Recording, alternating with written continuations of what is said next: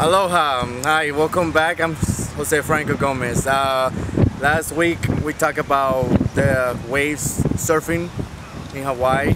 Now we're gonna talk about a little bit of a sport fishing and walk you through the process of all the sport fishing. Originally it started with the Hawaiian culture, and it provided, actually was more like into it, providing food for the family, and they actually didn't have the tools that we have now to this day. The technology has grown up so much that we have actually, I'm gonna start that we actually now for sports. So Hawaii has a sports more than a well, you can actually use it for food too. I mean, you eat it, you catch fish, you know what I'm saying. I'm gonna start with the tools that we have. The suit.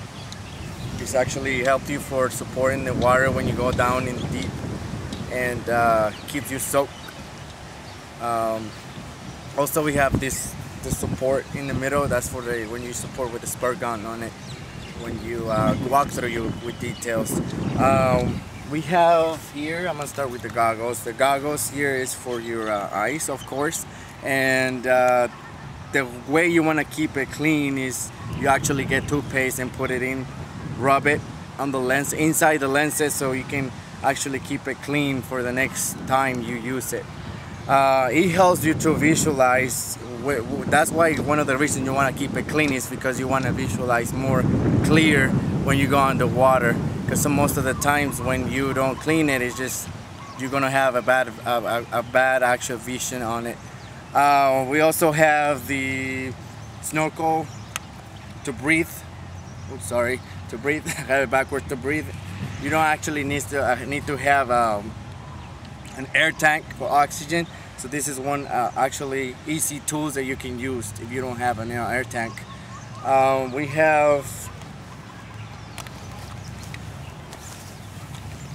We also have the fins. The fins are for your feet, and it actually helps you to dive in more better on it. And they have, this is leather for you supporting your feet. Actually, it doesn't. That way you feel more comfortable on the water, and you don't actually, you don't want to feel like uncomfortable out there, especially if you are going deep and excited under the water and try to catch fish. Now we have the spur gun. Like I said before, this is a support for the spur gun. So when you grab it, you put it in the middle, like so, and then you pull when you're ready to, when you're ready to kill that fish, get it and whatnot. So you pull this right here. Pull in, squeeze the trigger, and then pull, release it. Once you, let's say you get a fish, right? When you get it, you might want to have another tool, which is the knife. This knife is a very good tool. You, when you get the fish, let's say we get a fish today, and then you want to kill the fish. The way you do it is you kill in the forehead, in the brains. So that way it's good to go. The last thing we have is a belt. This belt is a support for you, and when you go down in the water, and it goes by the height and weight of the person. So different belts have for different persons. So it depends on the person actually. When you go out there and you want to see what kind of fish, you don't want to go too deep if you're a first beginner, right? You want to make sure you keep it in, like within, I would say within 30 feet of the ocean. So that way you don't feel nervous about, especially, if you're a first beginner. The most common fish, if you're a first beginner, the most common fish that you find now in near the ocean is the howie fish. This fish actually lives more in the caves. It's where he hides out. So you might wanna, just if you're a first beginner, I will recommend for you to go down there and kill it. You know, that way, you know, you feel, when you feel in practice, you feel more comfortable, and that way you can go ahead and pass 30 feet down.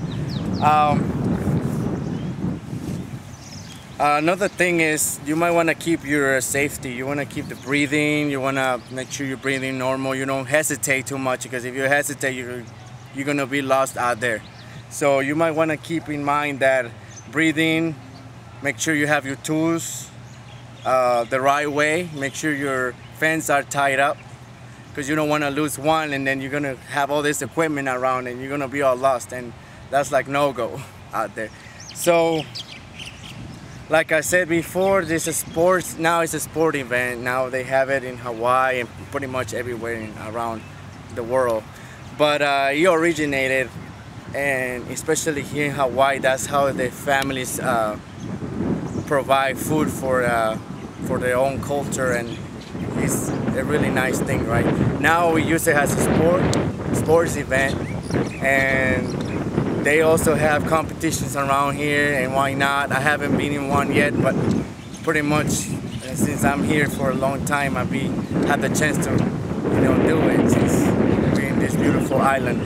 If you ever come to Hawaii, hey man, take a chance, you know, do it. Take a chance, do it, explore it, and have fun with it, you know? That's all that matters. All I say is I'm about to go try out and take a shot. So we'll see if we can cut some fish around, maybe a few ones for this Memorial Weekend. Well, this is my short, you know, my speech about spur fishing. I hope you learn from it.